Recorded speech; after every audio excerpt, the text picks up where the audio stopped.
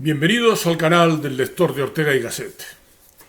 Cuenta Carl Gustav Jung en sus memorias a propósito de las crisis que suelen acontecer en la edad adulta: he visto con mucha frecuencia que los hombres se vuelven neuróticos cuando se conforman con respuestas insatisfactorias o falsas a las cuestiones de la vida. Buscan una buena situación, matrimonio, reputación y éxitos externos y dinero, y permanecen desgraciados y neuróticos, incluso cuando han conseguido lo que buscaban. Tales hombres se sumen las más de las veces en una excesiva estrechez espiritual. Su vida no tiene contenido satisfactorio alguno, ningún sentido. Cuando pueden desarrollar una más amplia personalidad, deja de existir la neurosis en la mayoría de los casos. Y en otro de sus libros, Jung amplía su reflexión. La mayor parte de mis casos, dice, tienen tras de sí alguna forma de tratamiento psicoterapéutico con resultado parcial o negativo. Aproximadamente la tercera parte no padece ningún tipo de neurosis determinable clínicamente, sino de falta de sentido y objeto de su vida. No tengo nada en contra de lo que se designe a esto como la neurosis general de nuestro tiempo. Las 2/3 partes de mis pacientes se encuentran en la segunda mitad de la vida. En la mayor parte de mis casos, los recursos de la consciencia están agotados. En inglés se suele decir I am stuck. Me he quedado atascado. Y yo solo sé una cosa, sigue diciendo Jung, que si mi consciencia ya no ve ante sí ningún camino transitable y se atasca, mi alma inconsciente reaccionará a esa detención insoportable. Y Ortega nos ayuda también a perfilar esta misma idea que estamos desarrollando. Dice él: a poco que vivimos hemos palpado ya los confines de nuestra prisión. 30 años cuando más tardamos en reconocer los límites dentro de los cuales van a moverse nuestras posibilidades. Tomamos posesión del real, que es como haber medido los metros de una cadena prendida de nuestros pies. Entonces decimos: esto es la vida, nada más que esto, un ciclo concluso que se repite siempre idéntico. He aquí una hora peligrosa para todo hombre. Este es un canal de divulgación de la filosofía y sus alrededores, especialmente la filosofía de Ortega y Gasset, el pensador en lengua española más importante habido hasta el día de hoy. Ayúdame en esta tarea divulgativa haciéndote suscriptor y dando al me gusta. Una hora crítica, pues, esta a la que el hombre accede a partir de cierta edad, que normalmente, como dice Jung, podemos situar alrededor del paso a la segunda mitad de la vida. Esto es la vida, nada más que esto, dice Ortega, que uno viene con desazón a preguntarse por entonces. Y no todos encuentran una respuesta satisfactoria. Hay quien definitivamente confirma, a partir de este punto de inflexión vital de entrada en la segunda mitad de la vida, que esta, la vida, no tiene sentido, que es absurda, porque si no antes, todo tiene una fecha de caducidad, el momento de la muerte. Es lo que afirman precisamente los existencialistas. Efectivamente, Heidegger dice que el hombre es un ser para la muerte, que ese es, pues, el fatal destino de todo lo que hacemos. Y consecuente con ello, Sartre y Camus vienen a concluir que negar la falta de sentido de la existencia es un acto de cobardía y que la vida comienza al otro lado de la desesperación. En suma, que no hay nada que esperar, salvo eso, salvo la muerte. Y todo lo más, esas gentes que se inclinan por la visión pesimista, se proponen tal vez seguir adelante, pero sin expectativas ni esperanza de llegar a ningún lado. No hay nada que esperar, confirmaba Samuel Beckett a través de Vladimir y Estragón, los personajes de su obra más conocida, Esperando a Godot. Un Godot que efectivamente nunca llegó. En el lado opuesto, el de los optimistas, el filósofo canadiense Jean Grondin opta por darse una respuesta opuesta a la de Sartre o Beckett, que afirman que no hay nada que esperar. Él sostiene, por el contrario, en su libro del sentido de la vida, que toda vida se funda en la esperanza. Una esperanza, eso sí, que, vuelvo a abrir comillas, no se transformará nunca en certidumbre, no será nunca un dato, solo una esperanza. Vladimir y Estragón, los protagonistas de la obra de Beckett, son pues el contrapunto de esto que dice Grondin. Unos y otros, tanto los personajes de Beckett como Grondin, saben que eso que esperan no llegará nunca, no alcanzará nunca un punto de destino definitivo.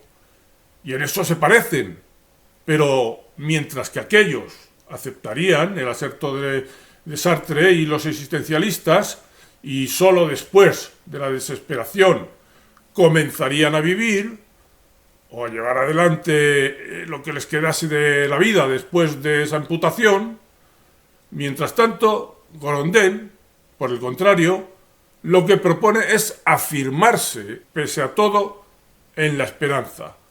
Porque dice, la esperanza es inmanente a la vida. Sin esta no hay ninguna vida que sea posible vivir. Y también Ortega optó por darse una respuesta optimista a este respecto. Y lo hacía en forma de pregunta. Decía, ¿es posible literal y formalmente un humano vivir que no sea un esperar? ¿No es la función primaria y más esencial de la vida la expectativa y su más visceral órgano la esperanza? Y asimismo, María Zambrano, su discípula, decía, la esperanza es la sustancia de nuestra vida, su último fondo. Por ella somos hijos de nuestros sueños, de lo que no vemos ni podemos comprobar. Pero hemos acelerado demasiado el paso. No siempre tiene uno la suerte de sufrir esta crisis de la edad adulta y preguntarse por el sentido de la vida. Aún más, la mayoría vive por inercia, sometida a las convenciones, dando por ciertas las rutinas de vida ordinaria que ya se encontró hechas. Para poder dudar, hacerse preguntas, sorprenderse de lo que antes se daba por hecho, hay que sufrir antes esa crisis de identidad de la que hablamos, quebrantarse. Alfred Adler, el sobresaliente y pronto centrifugado discípulo de Sigmund Freud, lo confirma. ¿Pero para qué sirve la vida? ¿Qué significa la vida?, se interpelaba, y se contestaba él mismo. Podemos afirmar que las personas solamente se hacen estas preguntas cuando han sufrido una derrota. Mientras que todo va bien, mientras que no surgen ante ellos pruebas difíciles, jamás formularán esas interrogantes. Solo aquel para el que la vida convencional, la que se encuentra dada, resulta fallida o insuficiente a partir de cierto momento, solo éste llega a preguntarse por el sentido de la vida. Llega a pensar por sí mismo, es decir, a filosofar. Porque dice Jean Grondin también que no se puede filosofar verdaderamente sino en primera persona, solo solitariamente. Y ya Platón había dicho que la filosofía es un silencioso diálogo del alma consigo misma. Se llega a la filosofía, no a la filosofía académica, claro, sino a la que surge desde la necesidad vital. Se llega a la filosofía cuando las fórmulas de vida convencionales resultan insuficientes y uno está obligado a pensar por sí mismo por dónde debe seguir. Suele ocurrir que antes de propiamente dedicarse al diálogo interior, el que está prescrito para estas situaciones en las que uno se pregunta por el sentido de la vida, el incipiente filósofo derive primero su crisis personal hacia el simple extravío vital y el aturdimiento que ayude a acallar las inquietudes que pugnan por asomar. San Agustín, por ejemplo, antes de dedicarse cabalmente a la filosofía, llevó una vida de crápula, contra la que nada podían hacer los consejos y las oraciones de su madre, Santa Mónica.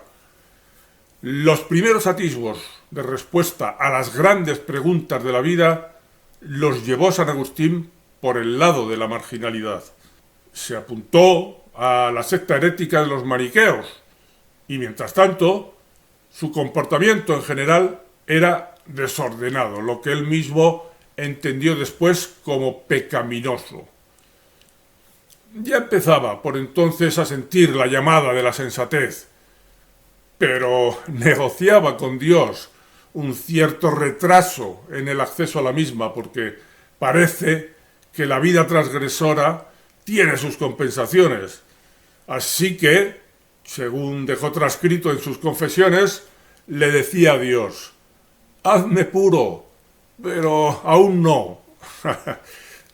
San Pablo también tuvo que caerse del caballo para iniciar su cambio de vida. En San Agustín, el equivalente a la caída del caballo, esa que tiene lugar en la crisis de la edad adulta, aconteció este cambio cuando un día escuchó la voz de un niño que cerca de él canturreaba: «Toma y lee, toma y lee». Cuando uno está presto para el cambio de vida, el azar, o quizás su subordinado, el destino, se confabulan para precipitar los procesos. Así que Agustín se tomó aquel canturreo del niño literalmente y se dijo que lo que procedía era abrir la Biblia, que en ese momento tenía entre las manos, por donde el azar siguiera diciendo. Y leyó lo primero que llegó a su vista, que fueron las palabras de la carta de San Pablo a los romanos, en la que decía: «Nada de comilonas y borracheras, nada de lujurias y desenfrenos, revestíos más bien del Señor Jesucristo y no os preocupéis de la carne para satisfacer sus concupiscencias». No tuvo que llamar a la sibila para saber interpretar estas délficas instrucciones, y efectivamente sintió que su daimon, su doble incipiente, la parte movilizadora de sí, le estaba hablando de manera admonitoria. A partir de ahí se preguntó seriamente sobre el sentido de su vida y, como se puede deducir, se dedicó a la filosofía. La respuesta que se dio fue, digamos, que a favor de la esperanza. Eso que proponen Ortega, Zambrano y Grondén. No vayas fuera, entra en ti mismo. En el hombre interior habita la verdad. Esa fue la manera que San Agustín vino a sugerir que para encontrar la verdad que da sentido a la vida, no hay que buscarla en el conjunto de convenciones que dan sustento al mundo externo, al mundo tal y como viene dado, sino en el interior de uno mismo, en la respuesta que uno mismo ha de darse en íntimo diálogo con su alma. La respuesta al para qué estamos aquí, el sentido de las cosas, no es que resida en nuestra intimidad, como decía San Agustín. No. Reside en las cosas, en el mundo, pero es algo que paradójicamente, y esto sí que lo dice San Agustín, solo podemos ir descubriendo en íntimo diálogo con nosotros mismos. La verdad de que 2 y 2 sean 4 la descubre efectivamente nuestra mente, nuestra razón, pero solo llega a su culminación cuando conseguimos aterrizarla en la realidad mundana. Como dice Viktor Frankl, el sentido reside en el mundo y no primariamente en nosotros mismos. Aunque esa búsqueda del sentido, como también había dicho Grondin, nunca llegará a agotarse, a alcanzar un punto definitivo.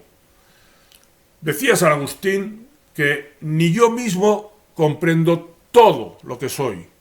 Es decir, que no conseguía llevar a término esa búsqueda de la verdad que iba manando de su interior, porque siempre es posible profundizar más, siempre se puede ir más allá.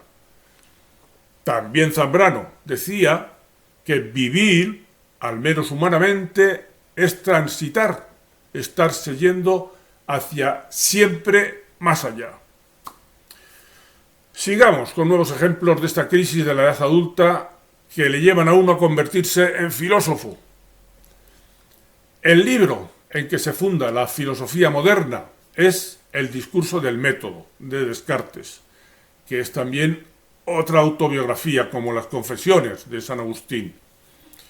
No es un tratado, no es la exposición de una tesis, es un relato de la propia vida de Descartes, que se apoya en el argumento del cogito, del pienso luego existo, que ha aparecido de forma distinta y con propósito distinto que en San Agustín, pero que constituye también una apelación a la radical evidencia que surge de lo íntimo, como en San Agustín.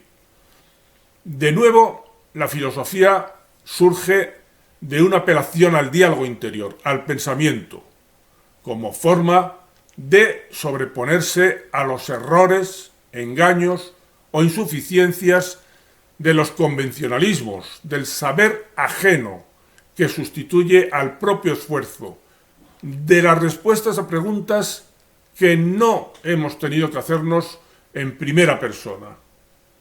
En el inicio de sus meditaciones metafísicas, Descartes escribe, en efecto: hace ya algún tiempo que me he dado cuenta de que desde mis primeros años había recibido como verdaderas gran cantidad de opiniones falsas, y que lo que yo había fundamentado sobre principios tan poco firmes no podía ser más que dudoso e incierto. De manera que se me hizo ineludible emprender por una vez en mi vida la tarea de deshacerme de todas las opiniones a las que hasta entonces había dado crédito, para comenzar de nuevo desde los fundamentos si quería establecer algo firme y constante en las ciencias. En suma, Descartes fiaba a su propio yo, a su intimidad, la tarea de descubrir la verdad, que comprendió que estaba oculta tras un velo de convencionalismos, de opiniones externas. Debía, por tanto, pensar por sí mismo, es decir, filosofar, llevar adelante eso que decía Platón de dialogar con el alma. El Tratado de las Pasiones de Descartes también se abre a sí mismo mostrando decepción con lo que le había venido dado, lo convencionalmente aceptado. Y lo hacía de esta manera: las pasiones, sintiéndolas cada cual en sí mismo, no es menester recurrir a ninguna observación ajena para descubrir su naturaleza. Lo que los antiguos han enseñado de ellas es tan poco y tan poco creíble en general que sólo alejándome de los caminos seguidos por ellos puedo abrigar alguna esperanza de aproximarme a la verdad. Por esta razón me veré obligado a escribir aquí como si se tratara de una materia que nadie antes que yo hubiera tocado. Solo es posible la claridad, concluye Descartes, cuando se piensa desde sí mismo, no cuando uno recibe pasivamente los pensamientos ajenos. Así que se hizo filósofo. Poco después que Descartes, Spinoza escribía su Tratado de la Reforma del Entendimiento, y de la mejor vía a seguir para llegar al conocimiento verdadero de las cosas. También recurrió a una exposición de principios semejante a la que había utilizado Descartes. La experiencia, dice Spinoza, me había enseñado que todas las ocurrencias más frecuentes de la vida ordinaria son vanas y fútiles. Yo resolví, en fin, buscar si existía algún objeto que fuese un bien verdadero, capaz de comunicarse y por el cual el alma, renunciando a cualquier otro bien, pudiera ser afectada únicamente. Un bien cuyo descubrimiento y posesión tuviesen por fruto una eternidad de alegría continua y soberana. Spinoza buscaba también, por tanto, el sentido de la vida, aquel bien que, elevándose por encima de las banalidades de la vida ordinaria, de la vida vivida según fórmulas que nos vienen dadas, las que preceden a nuestra crisis, a nuestra escisión interior, sea capaz de servir de fundamento cabal a la existencia en este mundo. Así que también Spinoza se hizo filósofo. Un nuevo caso de crisis de la edad adulta. Miguel de Unamuno, que sufrió una grave crisis personal con llanto explosivo una madrugada de 1897, cuando tenía 33 años, a partir de esa crisis, la religión que le habían legado sus mayores y que había servido de soporte a su transcurrir vital, dejó de resultarle válida. A partir de entonces, de manera decisiva, su alma se escindió. Después de 1900, se instaló de un modo definitivo en la lucha y en la duda, en el constante debate interior, en el combate agónico entre sus vertientes contrapuestas, contradictorias. En suma, en el equivalente al silencioso diálogo del alma consigo misma, que decía Platón, lo cual, filtrado por el carácter de Unamuno, venía a parecer bastante menos silencioso y más atribulado. Sabía asimismo el filósofo bilbaíno que ese diálogo íntimo, esa búsqueda del sentido de la vida, no habría de cesar nunca, que no era posible llegar en ello a nada definitivo y concluyente. Mi religión, escribe en 1907, con 43 años, es buscar la verdad en la vida y la vida en la verdad, aun a sabiendas de que no he de encontrarlas mientras viva. Mi religión es luchar incesante e incansablemente con el misterio. Y es que, como vimos que decía Grondin, la esperanza que sustenta nuestro intento de encontrar la verdad no se transformará nunca en certidumbre, no será nunca un dato, solo una esperanza. Para encontrar sentido a la vida, en fin, hay que decidirse a tomarla en las propias manos, superar la primera fase en la que todos nos iniciamos, que es la de dejarse llevar por las fórmulas convencionales. Una fase en la que ni siquiera uno llega a preguntarse por ese sentido, como decía Adler. El sentido, se manifiesta de varias maneras, aunque sobre todo lo hace en un sentido direccional. La vida está orientada hacia un fin futuro, y ese fin, nunca del todo conformado y nítido, nos atrae con una fuerza que no es reducible a términos racionales ni objetivos. Hay que recurrir también a la fe, en este sentido de que hablaba María Zambrano. La fe es la actitud que corresponde al futuro, decía ella. Es el modo de tratar con él, de abrirle paso. Las raíces habrían de tener la de la flor si la planta realizara su esfuerzo conscientemente. Igual que la raíz apunta a la flor, nosotros buscamos realizar nuestra potencialidad, según diría Aristóteles, o aproximarnos al bien, según Platón, esta vez. Así pues, mi vida tiene sentido porque voy hacia alguna parte que de alguna manera mejora lo que ahora soy. Ahora bien, el último sitio al cual voy resulta evidente, la muerte. Como ya vimos, Heidegger repetía que efectivamente la vida es una carrera hacia la muerte, que por tanto acaba con cualquier intento de mejora individual. Todo lo que construyo como individuo se acabará encontrando con ese tope fatal. ¿Debería esto anular la pretensión de encontrar un sentido a la vida?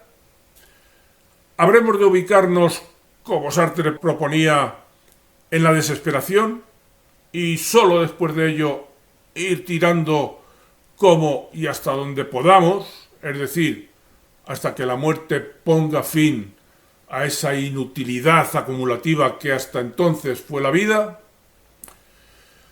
Habrá que conjugar estas sugerencias de nuestra parte sombría y pesimista, la que nos proponen los existencialistas como Heidegger o Sartre, con la constatación de que vivir es volcarse hacia las posibilidades que nos abre el futuro. Aún más, vivimos en función de algo que no existe, en función de ilusiones que nos dinamizan hacia metas inciertas y que de tener alguna consistencia se refieren a algo que todo lo más está por venir. En suma, que la realidad que somos está preñada de irrealidad o de una realidad que nos trasciende. Pero esto no solo es una circunstancia más o menos aislable de nuestra personalidad, una característica entre otras, no, sino que lo que esto quiere decir es que la vida, toda ella, es una función de esa propensión hacia lo que no somos y nos falta ser. Somos gracias a eso que no somos. Somos gracias a que tenemos algo a lo que aspirar y sobre lo que estar ilusionados.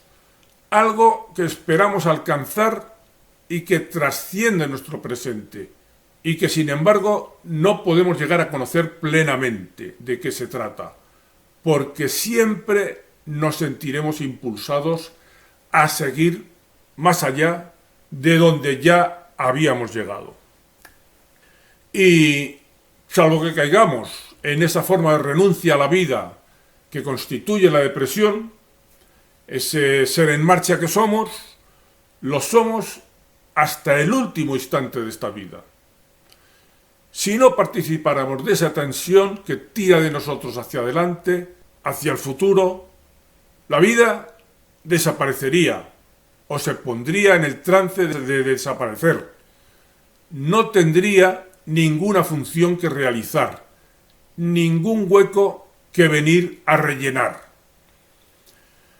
Toda vida aspira a lo que hay de mejor, dice Grondin, que añade: la tensión hacia el bien, hacia lo mejor, hacia la sobrevivencia, es así inmanente a la vida.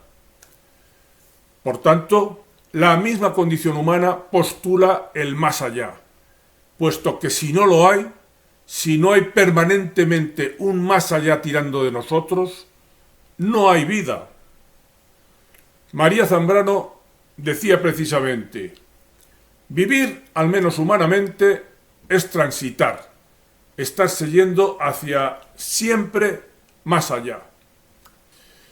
Fijémonos a este propósito en el ejemplo que nos aporta la biografía de Cervantes y que nos recuerda Julián Marías en su libro Cervantes, clave española. Nuestro emblemático autor del Quijote, cuando iba a morir, expresó que tenía plena conciencia de ello, de que iba a morir. Lo hizo en el prólogo a los trabajos de Persiles y Segismunda, cuya redacción terminó 4 días antes de su muerte, justo cuando recibió los últimos sacramentos. Al día siguiente redactó la dedicatoria al conde de Lemos, que dice así: puesto ya el pie en el estribo, con las ansias de la muerte, gran señor, esta te escribo. Ayer me dieron la extremaunción y hoy escribo esta. El tiempo es breve, las ansias crecen, las esperanzas menguan, y con todo esto llevo la vida sobre el deseo que tengo de vivir. Sostiene su vida, el sentido de su vida, sobre el deseo de vivir, es decir, vivir por algo y para algo, a pesar de estar muriéndose. Aún sigue escribiendo el 20 de abril, 2 días antes de su muerte, en que dicta de un tirón el prólogo a los trabajos de Persiles y Segismunda. Muere efectivamente el 22 de abril de 1616. Pero como se ve, ni aun en ese trance renuncia a sus proyectos.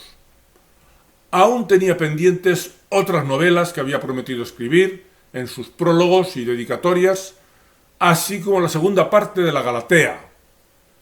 Sigue deseando escribir, aun cuando sabe que ya no podrá hacerlo. Llevo la vida sobre el deseo que tengo de vivir, dice, de vivir en función de sus proyectos, que nunca da por terminados.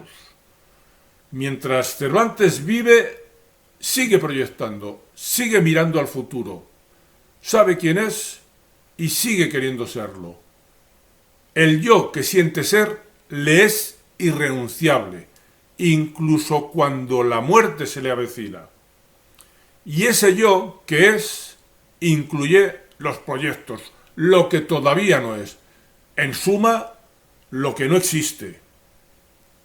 Ese yo empuja hacia un futuro que trasciende de lo que la duración de la vida permite.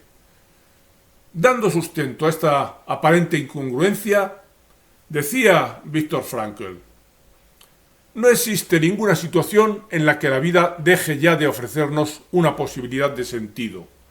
Y no existe tampoco ninguna persona para la que la vida no tenga dispuesta una tarea, incluso cuando ya no haya tiempo de realizar esa tarea. Por eso, lo que somos postula el más allá, porque tenemos yo en la medida en que tenemos futuro, aun cuando objetivamente ya no tengamos futuro. Imaginar ese más allá de lo que realmente existe es lo que el hombre se ha dedicado a hacer desde que se preguntó por el sentido de su vida, desde que se escindió y envió una parte de sí hacia allá donde los hechos no gobiernan. El sentido de la vida discurre sobre el hecho de que hacemos la vida como si aspiráramos a algo que en realidad nunca alcanzaremos del todo, siempre estará más allá. Cada meta es una etapa de la meta siguiente, imposible parar, porque la vida consiste en eso, en aspirar siempre a algo más de lo que ya hemos alcanzado. Ortega dice que el hombre es incapaz, mientras no esté enfermo, de parar.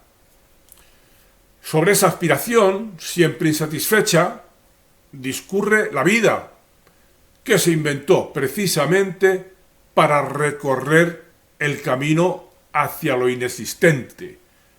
Más aún, que consiste estrictamente en eso, recorrer el camino hacia lo inexistente. ¿Qué sentido tiene esto de vivir, es decir, de peregrinar hacia lo inalcanzable? Pues si dejamos que responda nuestra parte pesimista, concluiremos con los existencialistas que resulta evidente que ninguno.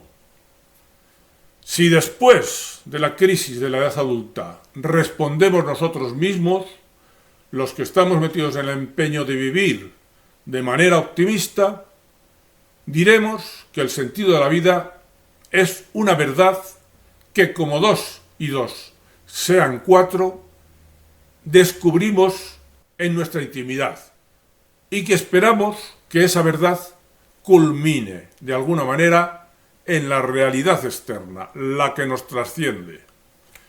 Algo, en fin, que es inalcanzable, eternamente desconocido, siempre escondido, tira de nosotros hacia adelante, en su busca. A ese algo, San Agustín lo llamaba Dios, y decía: nos has hecho para ti, Señor, y nuestro corazón estará insatisfecho hasta que descanse en ti. Por cierto, no está previsto que lleguemos nunca a ese descanso. En suma, algo que no existe o que nunca llegaremos a conocer, resulta que es lo que explica que las cosas existan. Ojo a esta estupefaciente paradoja.